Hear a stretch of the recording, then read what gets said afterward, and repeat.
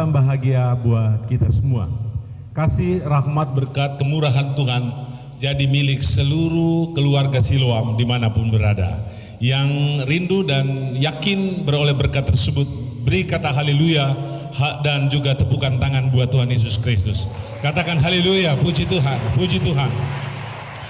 Saudara-saudara sekalian, saya akan memberi judul pelayanan firman Tuhan pada pagi hari ini, yaitu persekutuan manusia dengan Tuhan. Manusia dengan Tuhan tak terpisahkan. Mengapa? Karena manusia itu adalah ciptaan Allah. Sudah seharusnya manusia melekat dengan Tuhan, satu dengan Tuhan, bersekutu dengan Tuhan. Karena kita hanya makhluk ciptaannya. Sudah seharusnya kita menyembah Dia, memuji Dia, berdoa padanya, pasrah padanya, menyerahkan hidup kepadanya, karena kita adalah ciptaan Allah. Dan di satu sisi Tuhan sangat mengasihi kita dan Dia rindu bersekutu dengan kita. Semua katakan amin dengan suara yang lantang. 2, 3. Amin. Saudara-saudara sekalian, ada 3 poin yang saya akan kemukakan di sini. 1, persekutuan dengan Bapa. 2, persekutuan dengan Yesus. Dan yang ketiga, persekutuan dengan Roh Kudus. Kita mulai yang pertama.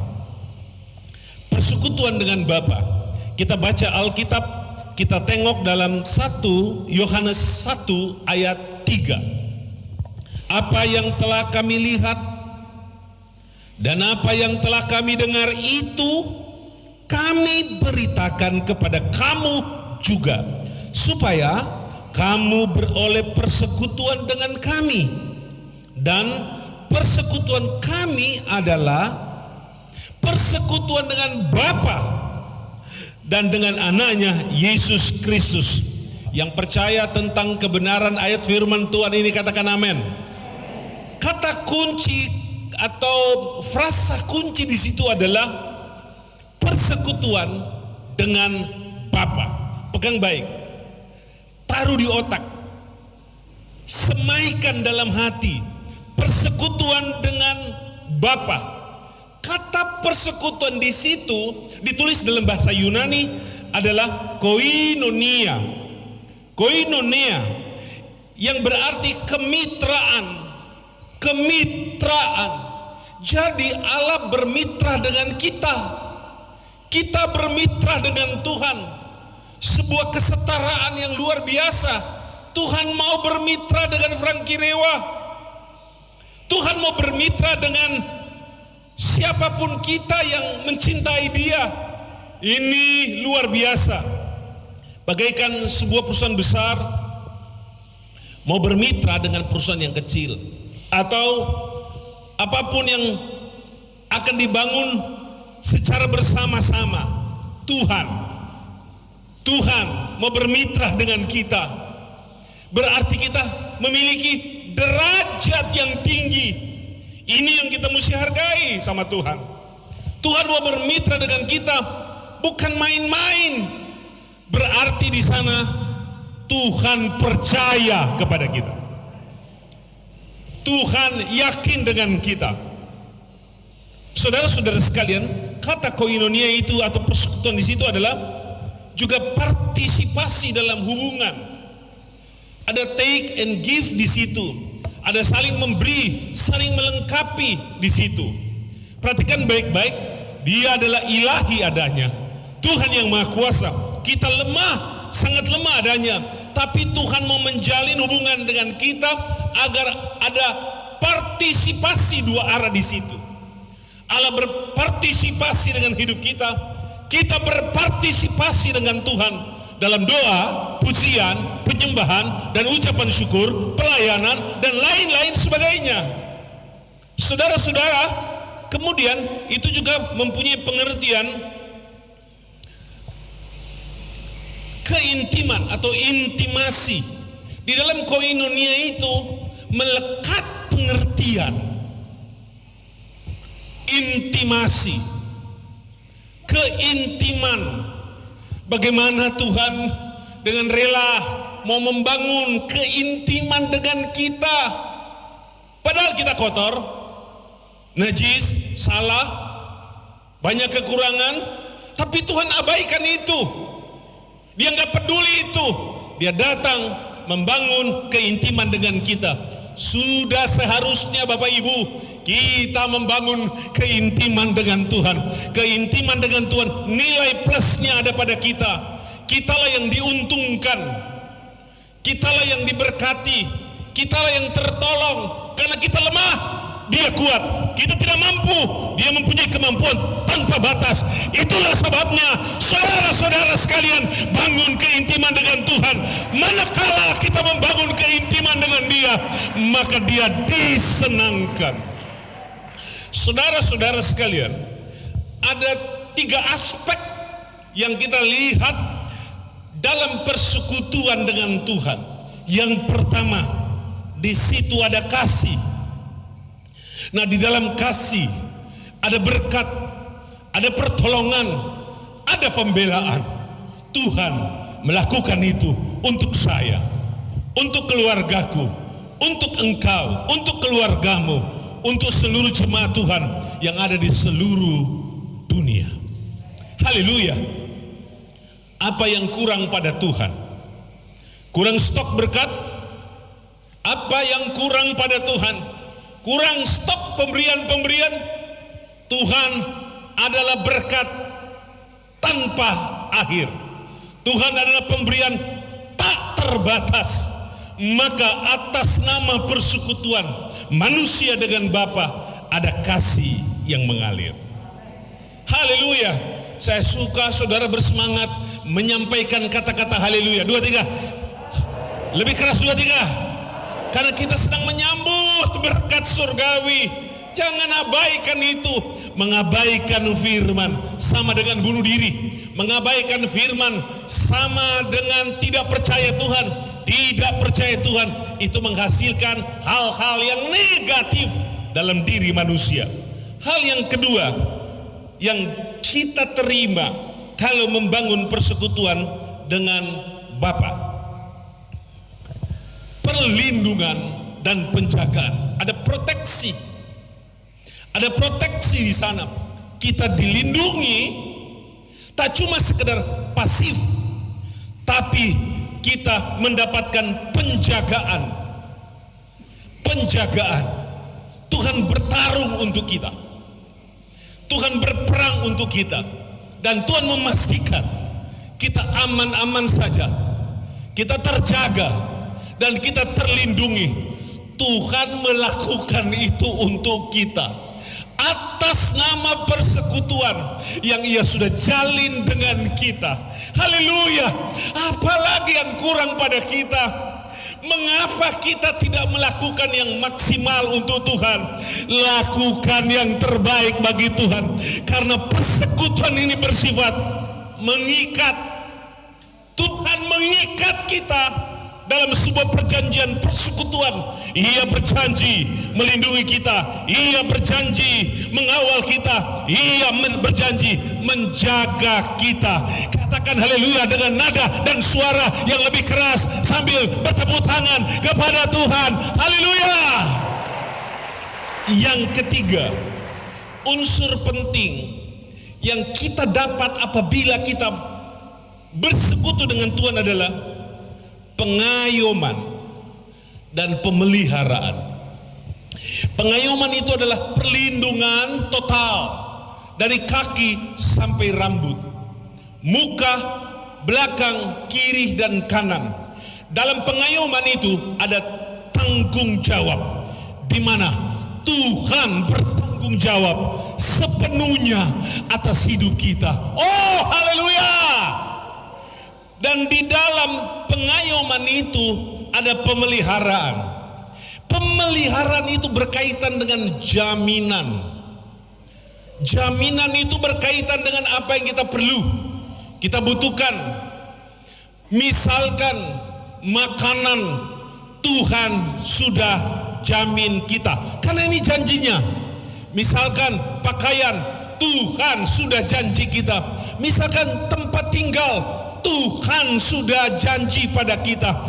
Jadi ini berkaitan dengan tanggung jawab Tuhan atas hidup kita. Jadi tolong, Tuhan yang sudah bertanggung jawab pada kita, kitalah yang sering tidak bertanggung jawab, yaitu tanggung jawab kesetiaan kepada Tuhan itu mana? Tanggung jawab pelayanan kita kepada Tuhan itu mana? Apakah kita selalu mau diservis saja? Ini. Kalau tidak kita merajuk. Kalau kita tidak diservis, kita tidak setia. Oh, di sini ada tanggung jawab dua pihak. Kita yang mendapatkan pemberian Tuhan, kasih penjagaan, pemeliharaan Tuhan, kita juga harus bertanggung jawab, memberi yang terbaik kepada Tuhan. Yang setuju katakan haleluya. Saudara-saudara sekalian, itu tentang persekutuan dengan Bapa. Sekarang kita lihat nomor 2, persekutuan dengan Tuhan Yesus. Persekutuan dengan Yesus. Kita membaca Alkitab, renungkan baik tulisan ini dalam 1 Korintus 10 ayat 16, Filipi 3 ayat 10, bunyinya seperti ini. 1 Korintus 10 ayat 16. Budayakan dan biasakan membaca Alkitab itu, baca dengan sungguh-sungguh. Yang bawa Alkitab atau elektronik Alkitab itu ikut membaca dengan suara yang terdengar, supaya suara yang terdengar dari mulut kita menggemah di otak kita, menggemah di hati kita, dan memberkati kehidupan kita. 1 Korintus 10 ayat 16. Bukankah cawan pengucapan syukur yang atasnya kita ucapkan syukur adalah persekutuan atau communion dengan darah Kristus? Bukankah roti yang kita pecah-pecahkan adalah persekutuan dengan tubuh Kristus? Dalam Filipi 3 ayat 10, yang ku kehendaki ialah mengenal Dia dalam kuasa kebangkitannya dan persekutuan dalam penderitaannya, di mana aku menjadi serupa dengan Dia dalam kematiannya. Ayat 11, supaya aku akhirnya beroleh kebangkitan dari antara orang mati. Respon firman Tuhan ini dengan ucapan amin yang keras. 2, 3, amin. Kita lihat di sini, persekutuan dengan Yesus itu bersangkut paut dengan pengorbanan. Yesus bertanggung jawab menyelamatkan kita. Kemudian persekutuan dengan Yesus itu menyangkut dengan persahabatan. Persahabatan Yesus dengan kita. Karena ini sudah diumumkan oleh Yesus, bahwa kamu adalah sahabatku. Luar biasa. Yesus mau bersahabat dengan Bapak Herman Legi. Dahsyat dan luar biasa. Yesus mau bersahabat dengan Ciet, dengan saya. Apa untungnya bagi Yesus? Untungnya bagi Yesus ialah dia dapat sahabat, dia dapat teman. Bukan cuma itu, yang dia cari adalah persaudaraan dengan kita. Kamu adalah saudaraku laki-laki dan saudaraku perempuan apabila kamu mengasihi aku. Jadi yang direbut, yang mau direbut dan dicapai oleh Yesus dalam persekutuan ini adalah terbangun persahabatan, kekeluargaan dengan kita. Haleluya. Yesus merasa untung bersahabat dengan kita. Nah, bagaimana dengan kita? Apa kita merasa untung? Apa Apa kita merasa ada berkat di situ, ada yang kita dapatkan di situ, tapi unik, banyak orang tinggalkan Yesus. Aneh, banyak orang yang sudah diselamatkan lari dari panggilan keselamatan itu, berpindah kepada Tuhan lain. Di dalam nama Tuhan Yesus Kristus, hargai itu, hargai persaudaraan, persahabatan yang dibangun oleh Yesus dengan kita. Lambaikan tanganmu, katakan haleluya, haleluya, puji Tuhan. Dan di dalamnya terkandung unsur penyelamatan. Jadi persekutuan Yesus dengan kita itu untuk menyelamatkan kita. Apa kurang malaikat di surga yang memuji-muji Tuhan? Apa kurang kerubium di surga dengan suara yang maha indah, sangat indah, kurang untuk menyembah Tuhan? Apa kurang 24 sat yang hidup yang luar biasa itu dalam penyembahan kepada Tuhan di surga? Mengapa dia butuh saya? Sadar dong. Mengapa dia butuh Anda? Coba kita pikirkan. Yang ada di otak kita berkecamuk pikiran kotor. Yang ada di hati kita ada iri hati, dengki, dan macam-macam. Tangan kita berlumur dosa. Kaki kita menuju kepada kejahatan. Kita adalah bagian dari banyak sekali dosa dan kesalahan. Tapi Tuhan tidak peduli itu. Dari mana asalmu? Dari mana engkau datang? Tuhan tidak peduli itu. Dia mau menyelamatkan engkau. Ini rahasia besar dari persekutuan dengan Yesus. Glory, haleluya. Yesus baik. Yesus maha kasih. Dan untuk menunjukkan tanggung jawab besar dalam persekutuan itu, Tuhan Yesus bertindak. Apa tindakannya? Tindakannya terbaca dalam Alkitab itu. Bukan kacauan pengucapan syukur yang atasnya kita ucapkan syukur adalah persekutuan dengan darah Kristus. Ini soal darah. Ini soal darah yang tertumpah di Golgota. Ini tentang darah penebusan, sebuah tanggung jawab yang harus Yesus pikul sebagai pelaksanaan dari persekutuan itu. Bapak Ibu sekalian, dia mesti menumpahkan darahnya sendiri supaya menetes di tubuh kita, menetes di otak kita, menetes di dalam hati kita, supaya kita selamat. Glory, Yesus besar. Yesus besar. Dan tanggung jawab itu tidak hanya dijalankan sekedar dengan darah, tapi Alkitab sudah tulis dijalankan dan dilaksanakan dengan tubuhnya sendiri. Darah tercurah dan yang memikul itu adalah tubuh. Karena yang merasa sakit adalah tubuh. Darah tidak ada rasa sakit. Tidak ada rasa sakit. Tapi yang berasa sakit adalah daging.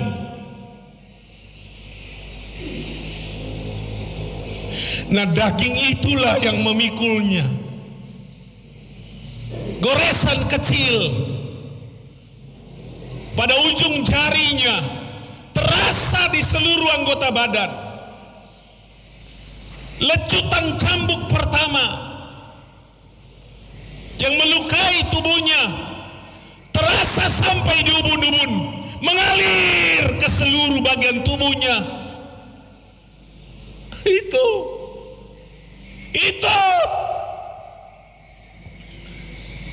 jadi nilai persekutuan ini adalah bernilai tubuh Tuhan dan darah Tuhan. Di situ ada rasa sakit yang hebat,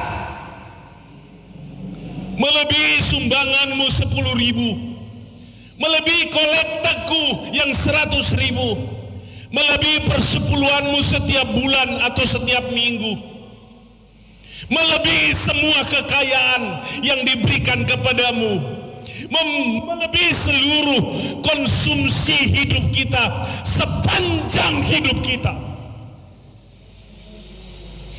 Jangan kita buat hitung-hitungan dengan Tuhan. Apa yang engkau buat bagi Tuhan, syukurkan itu dengan rela dan ikhlas hati. Karena Dia sudah melakukan itu dengan syukur dijol juta. Haleluya. Haleluya. Cubit kulit tanganmu, apa yang terasa? Gores sedikit ujung jemari kakimu, apa yang terasa? Aliran rasa sakit itu menyengat seluruh tubuh kita. Demikian yang telah dilakukan oleh Yesus atas nama persekutuan dan tanggung jawab persekutuan dengan manusia. Dia mau melakukan itu semua.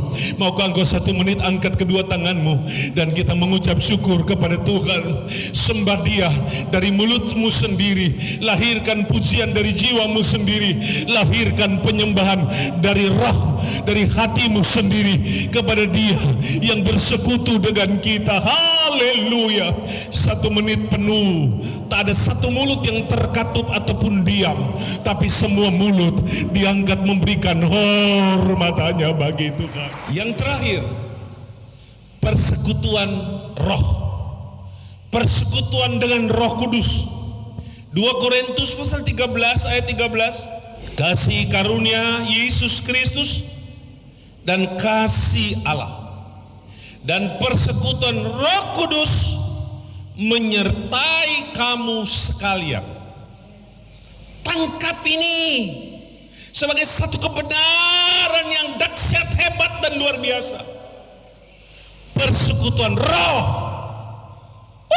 menyertai kamu. Catatan dalam Filipi 2 ayat 1. Karena dalam Kristus ada nasihat, ada penghiburan kekasih, ada persekutuan roh, ada kasih mesra dan belas kasihan. Karena itu sempurnakanlah sukacitaku dengan ini. Hendaklah kamu sehati sepikir dalam satu kasih, satu jiwa, satu tujuan, dengan tidak mencari kepentingan sendiri atau puji-pujian yang sia-sia. Sebaliknya, hendaklah kamu dengan rendah hati, yang seorang menganggap yang lain lebih utama daripada dirinya sendiri. Glory, haleluya. Persekutuan roh ada di sayap kiri saya. Persekutuan roh ada di tengah-tengah ruangan ini dan di samping sebelah kanan saya. Persekutuan roh itu indah. Haleluya. Apa tanggung jawab roh di sana? Tanggung jawab roh di situ adalah sesuai dengan gelar dari Roh Kudus yang adalah Parakletos. Dia adalah penolong. Haleluya. Dalam kondisi terburuk hidup kita, Dia hadir memberikan senyuman untuk kita dan membuat hati kita penuh dengan sukacita. Dalam keadaan sakit yang parah, Dia datang sebagai penghibur untuk kita.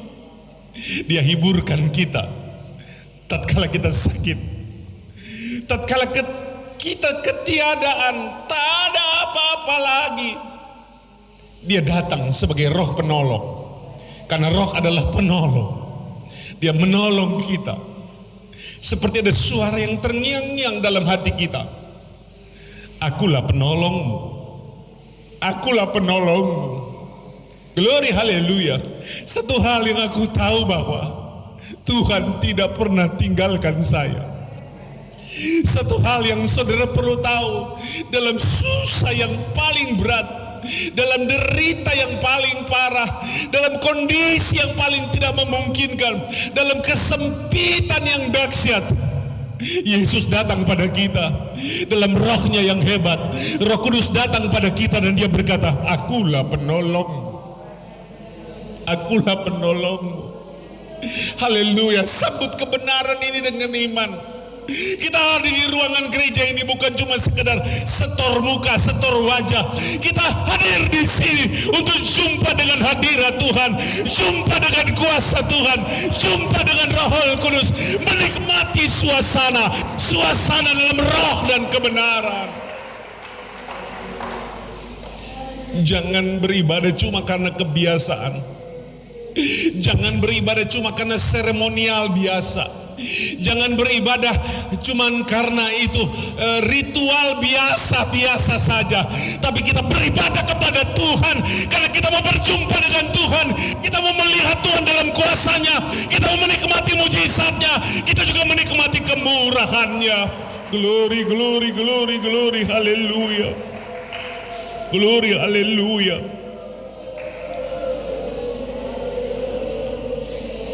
Roh Kudus bertanggung jawab menyertai kita. Saat kita menuruni lembah, Roh Kudus ada di lembah menuntun tangan kanan kita. Saat kita berada di padang gurun yang kering kerontang, kita haus dan tanpa daya, Dia hadir memberi kita minum, dan dahaga kita dihapuskan. Haleluya. Roh Kudus menyertai kita di tengah gelombang lautan yang keras. Seperti tidak ada harapan, kita tidak bisa tiba di pelabuhan yang kita mau tuju. Tapi Roh Kudus datang dan hadir menyertai kita dan berkata, jangan takut, aku menyertaimu dalam gelombang yang besar. Glory, haleluya. Ketika kita mendaki bukit yang terjal, kita tidak mampu untuk mendakinya karena kita sudah letih, lemah, tanpa daya. Tapi ada tangan yang perkasa dari Roh Kudus itu yang terulur atas kita, dan Dia berkata, aku menyertaimu. Glory, haleluya. Ketika kita menuruni jurang yang dalam, kita nyaris jatuh, kita nyaris hancur, lebur dan berantakan. Tapi Roh Kudus datang memegang tangan kiri kita, memegang kedua tangan kita dan berkata, aku menuntunmu, aku menyertaimu, dan jangan takut. Hormati kehadiran Roh Kudus pada pagi hari ini. Dan yang keempat dari tanggung jawab Roh Kudus adalah Dia memberikan pengurapan.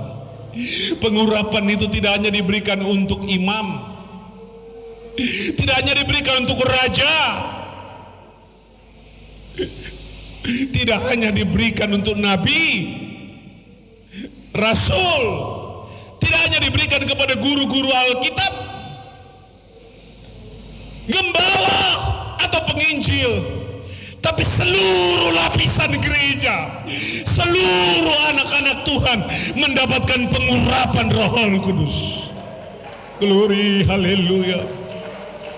Para majelis gereja diurapi Roh Kudus, tua-tua sidang diurapi oleh Roh Kudus.